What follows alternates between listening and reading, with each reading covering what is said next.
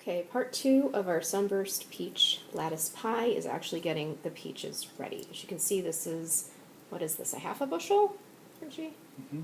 Yeah, a half bushel from the farmer's market. Because we're doing 3 pies, we have a lot of peaches to peel and slice. It's about 6 cups per pie. You want to peel them and take the nut out and slice them up.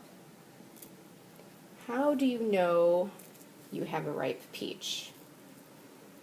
What you're looking for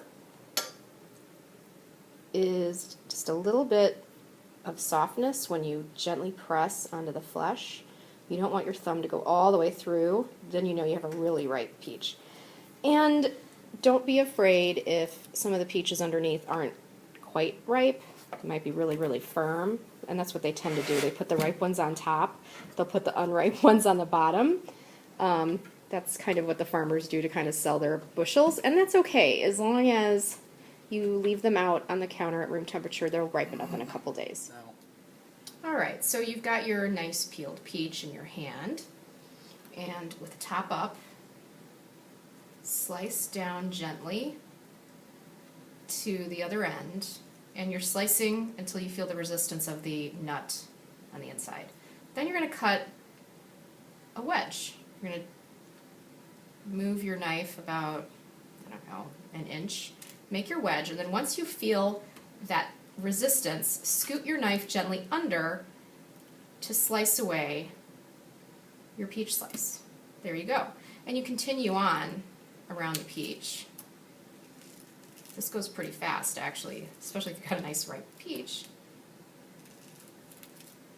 See how that works? And then you don't have to fight with that center nut. Then any other extra flesh you want to throw in the pie to not waste anything. For instance, the bottom. Just kind of slice that off, and you've got your nut all ready to go. Okay, so we have our peaches all ready. Time to get them macerating. And the reason why this is called a sunburst peach pie is because what I created here was more of a summery, citrusy pie. Usually you're going to put cinnamon and nutmeg. That's a more traditional peach pie. Oh. It's more of a traditional peach pie. But I really wanted a summery peach pie, so there's orange juice and lemon juice and two different sugars. So let's get to it.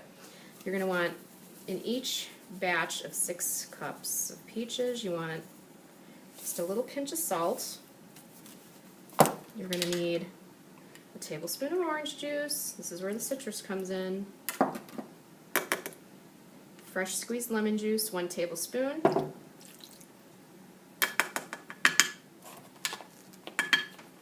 You're going to need a 1/4 cup of sugar.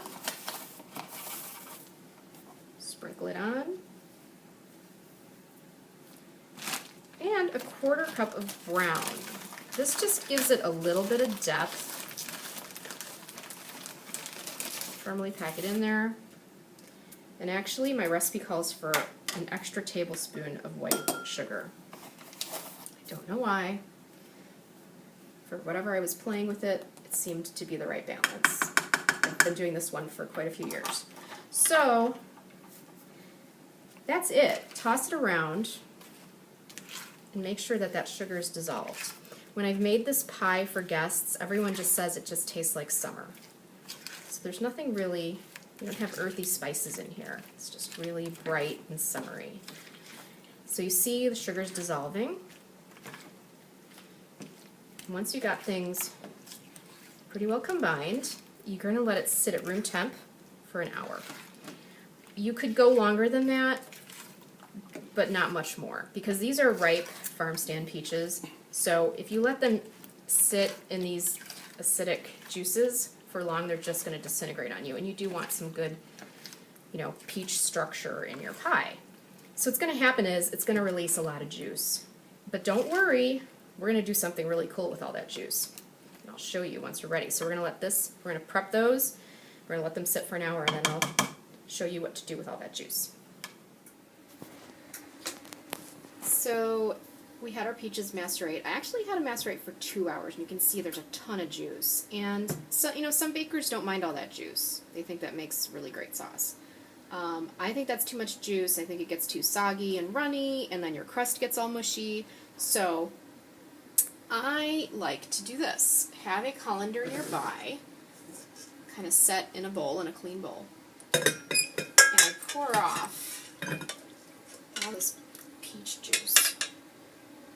Don't worry, it's not going anywhere. What we're going to do is we're going to cook it down. What happens is you have less liquid and you have more intense fruit flavor. This is something that I learned from Rose Birnbaum's book, especially for apples.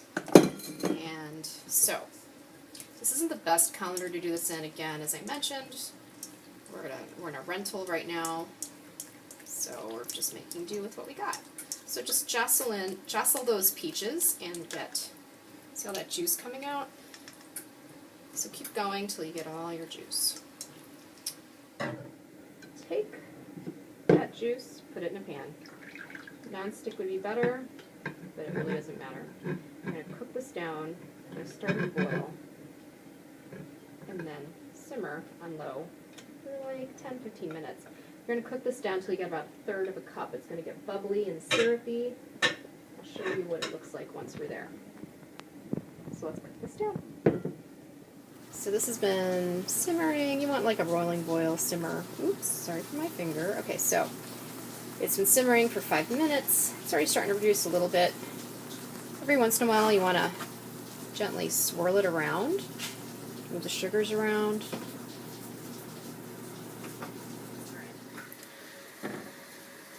Okay, while that juice is boiling, we're waiting for it to get a rolling boil. With the peaches that are drained and waiting for you, put 4 rounded teaspoons of cornstarch.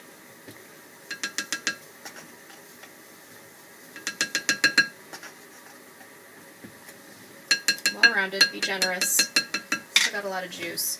And a little something special. 3/4 of a teaspoon of almond extract.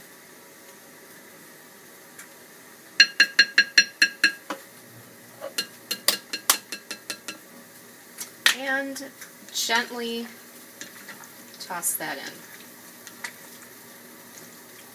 You can hear that pan sizzling.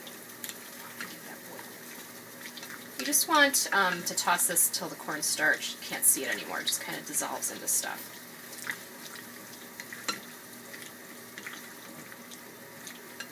Go.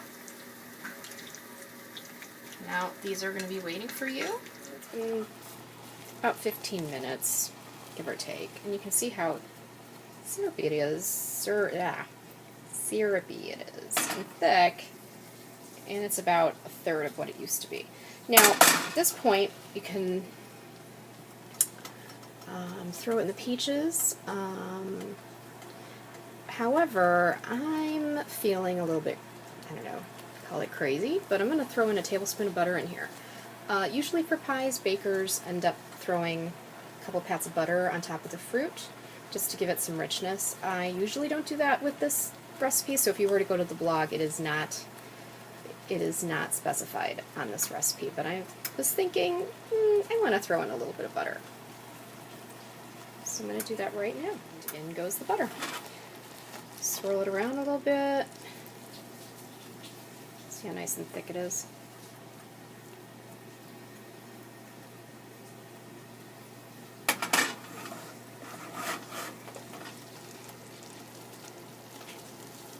So we're going to get that to melt, and then I'll show you what we do.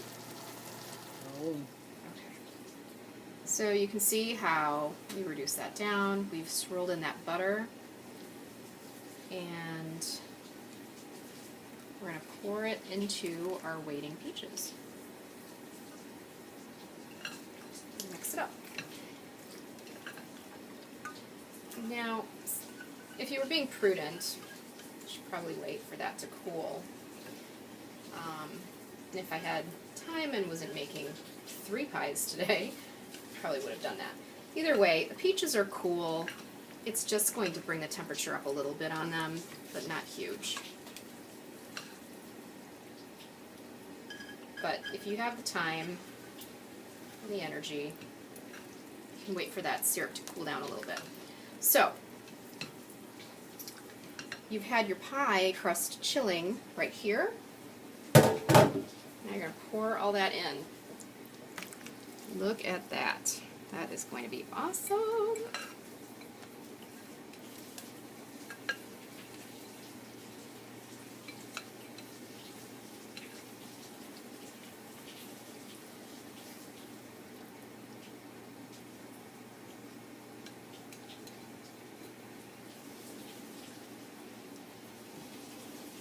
Alright, that concludes the how to make the peach filling segment of this video series.